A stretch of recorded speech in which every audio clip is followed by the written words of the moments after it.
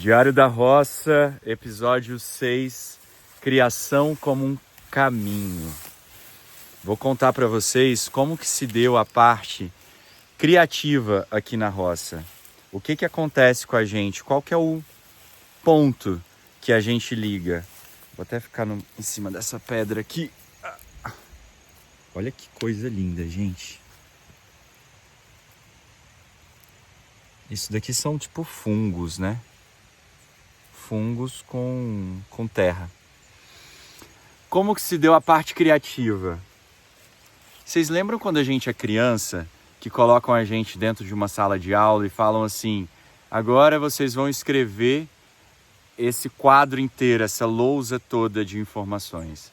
Aí você pega o seu caderninho lá e você vai e começa a escrever. E aquilo, né, gera até uma ansiedade, porque você fala: nossa, professora, daqui a pouco precisa apagar a lousa para passar mais conteúdo. E você começa a escrever. Aí depois amanhã você olha pro lápis, para aquele caderno, e aí você lembra, né? Nossa, aquele lápis e caderno começa a te remeter a essa situação de vida, né? De você ter que escrever coisas que estão escritas em determinado lugar. Enfim, roubaram da gente nessa época, desde essa época, o nosso prazer da escrita. E como que seria esse prazer da escrita? É escrever sem ter porquê. É escrever assim...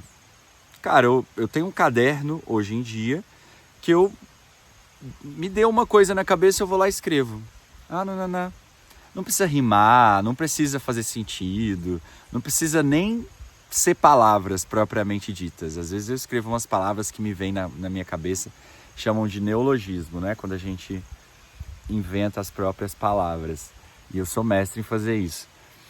E aí, minha gente, a vinda aqui para a roça me voltou a ver essa parte. Por quê?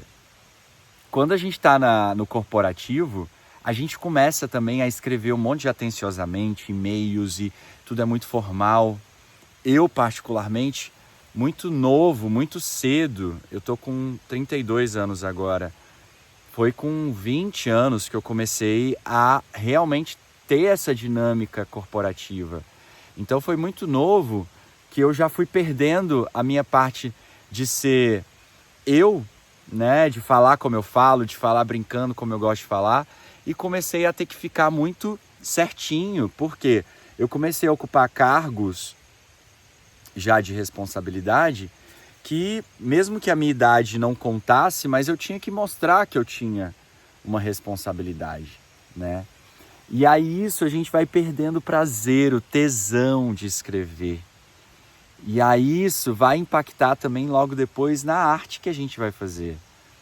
Porque seja a arte qual for que você for fazer, tem uma parte determinada que vai para a escrita. Mesmo que você for pintar um quadro, na hora de você, né, expor esse quadro, ou de você postar ele, alguma coisa, você vai ter que escrever, falar, né, esse quadro conta a história, ou o contexto dele é esse. Então tudo envolve a escrita.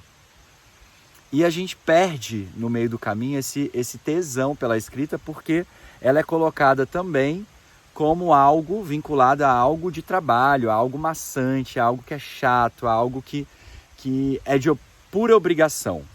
Obrigação. E o ser humano, minha galera, não nasceu para ter obrigações. Você já viu um animal tendo obrigações? Um outro animal? Eles têm a obrigação de viver. Eles têm a obrigação de ser feliz. Talvez a única obrigação que o animal tem ali é de tratar dos filhotes, né? Que ele entenda aquilo ali como uma obrigação dele mesmo. Então por que a gente cria tantas obrigações para nós mesmos? É muita obrigação. E olha essa palavra, a palavra ela já traz esse tom, né? Obrigação. Ninguém é obrigado a nada. Eu tinha uma professora que as pessoas perguntavam: professora, mas é obrigatório ir em determinado evento? Ela virava com muito carinho e falava assim: obrigado você não é nem a viver, querido. E salve brincadeiras e pesos dessas brincadeiras, mas na prática é isso. Ninguém é obrigado a nada.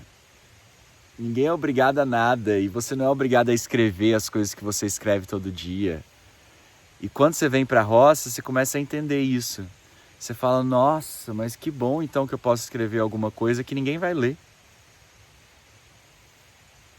Escrever sem ter porquê. E aí você começa a fazer poesia. A vida vira poesia. A vida se torna poesia. Olha isso, olha isso. Isso é poesia. Isso é escrever o seu dia a dia, do jeito que você quiser, sentir as coisas. E não ter medo de ser julgado pelas pessoas. Eu perdi o medo. Ter coragem, eu tenho tesão em ter coragem. E o medo vai embora.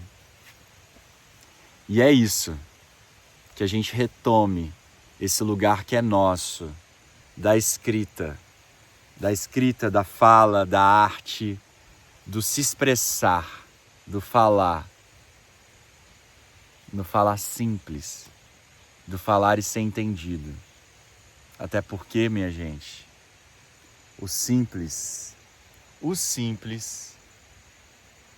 vai mudar, vai salvar o mundo.